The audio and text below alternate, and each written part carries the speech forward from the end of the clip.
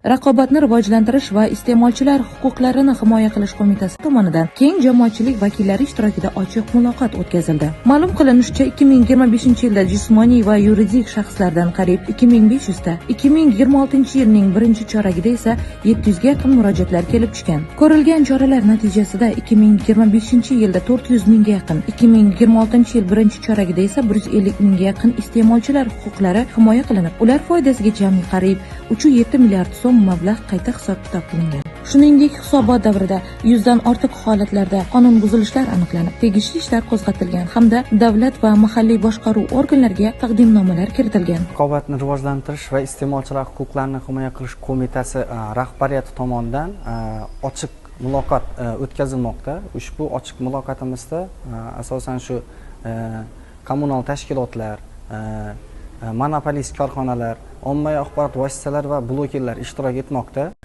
Ushbu ochiq muloqotimiz butun respublikamiz miqyosida bosqichma-bosqich viloyatlar kesimida amalga oshirilmoqda.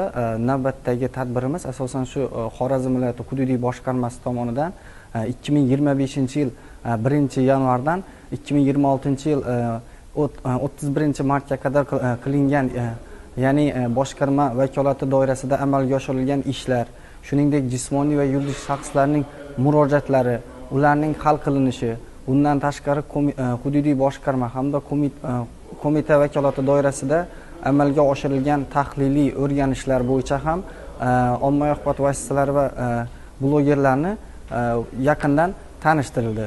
Shuningdek, ushbu jarayonda tadbir ishtirokchilariga o'zini qiziqtirgan savollariga hududiy boshqarma, shuningdek qo'mita rahbariyati tomonidan tegishli ravishda tushuntirishlar berildi. Holatlar bo'yicha batafsil ma'lumotlar berildi. Men Xorazm viloyati raqobatni rivojlantirish va iste'molchilar huquqlarini himoya qilish hududiy boshqarmasiga murojaat qilib qoldirganim, murojaatimda maishiy texnika xarid qilgan edim. Ya'ni televizor xarid qilganim, televizorda nuqsonlar bo'lganligi sababli ariza qoldirgandim. Ushbu murojaatimdan keyin hududiy boshqarmadagi mas'ul xodimlar murojaatimni ko'rib, o'rganib chiqishdi va masalani ijobiy hal qilib berishdi. Bu masalada menga qo'mita xodimlariga o'z minnatdorchiligimni bildiraman. Yig'ilishda bozorda sog'lom raqobatni ta'minlash, iste'molchilar huquqlarini ishonchli himoya qilish va qonun buzilishlarining oldini olish bo'yicha amalga oshirilayotgan ishlar yuzasidan atroflicha ma'lumot berildi.